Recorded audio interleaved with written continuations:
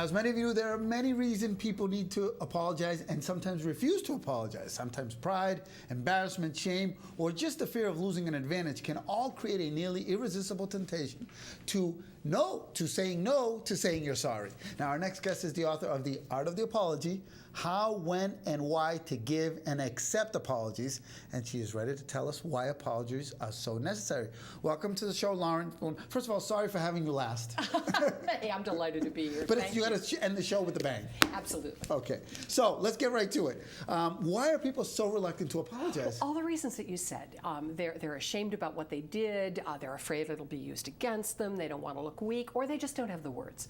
And that's really part of why I wrote the book, was to help people do something that's so essential to our daily lives. Okay, I'm going to do a little fast action questions, okay? Because I have so many questions, and some of these from the staff, some from the El Mundo staff. So, okay, let's start with this. When and why should you apologize to your child? Anytime you make a mistake. And my daughter will tell you, my 10-year-old, I apologize to her constantly because I want her to know, first of all, that mommy's human too, but also that apologizing isn't a big deal. It's not something to be afraid of. Okay. If you make a mistake, say you're sorry and make it better. Okay, I'm taking notes. What's the best medium for an apology? Face-to-face, always. So no texting? Oh, gosh, never a text. So I've been doing it the wrong way? There you go. I bet No you have email? an apology app on your phone, too. You know me too well. I do. And it's a mass mailing, let me tell you. No, the reason you do it face-to-face is because the best apologies always lead to a conversation. And if you're together, for one thing, they know you had the courage to stand up and say, look, I'm here, I'm in front of you, I'm sorry, if you want to yell at me, this is the time.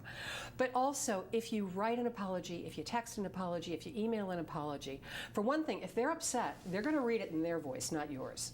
Which means they may take offense at something you never even thought of. But also, particularly with things like emails, text, God forbid, tweets, they're so sloppy and they're so careless. And what you're really saying is, I couldn't be bothered to go out of my way to apologize to you in person. Okay, here's a good one. Yeah. Subordinates.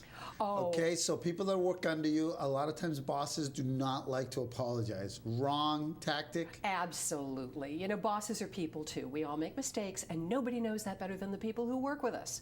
So if you don't apologize to your subordinate, the message you're sending is that you don't really see them as a full-fledged human being. Now, considering that most of us absolutely rely on the people who work for us and count on them to make us look good, treating those people like second-class citizens is a really bad idea. And a boss who will apologize to a subordinate is a boss who is very well respected in the office. Okay, let's go with this one, all right? Okay. Is it all right to ask for an apology? Absolutely. In fact, I think it's not only all right, it's a great idea. If you're upset with somebody and you feel they've done something wrong, it's a good idea to let them know, because sometimes people are clueless. So I don't think there's anything wrong with saying, hey, I really didn't appreciate what you did or what you said just now.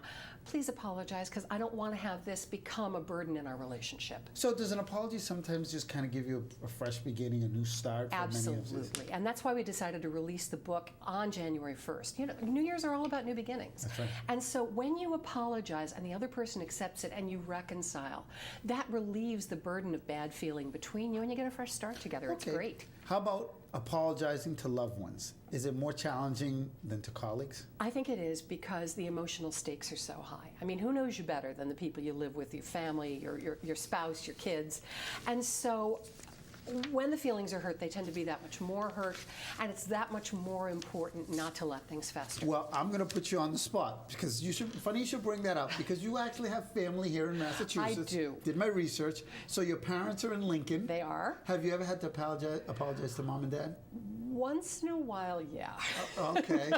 Mom and dad watching in Lincoln, I'm sure it's been more than once or twice. It's been more than once or twice, and they've been very patient with me when I've had to do it. That's a tough one, right, parents? It is tough, because you want your parents to love you and to respect you and be happy about what you do. So when you have to apologize, it's painful, because you're having to tell people you admire that you know you really messed up. Now, I also, little birdie told me that over in Linfield Public Schools, there's a teacher named Steve Bloom. That would be my brother. That would be your brother. How many times have you had to apologize to that poor guy? You know, I think I've probably lost count. Is that why the book came out?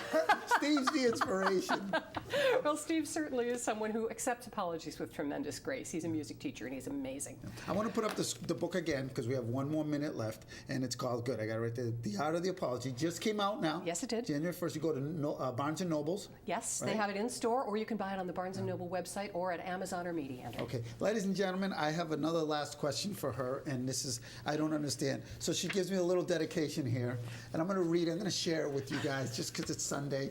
To Alberto, hope you don't have to apologize to too many ex-girlfriends. Best, Lauren Bloom. Who's giving you inside information I here? think that came from you.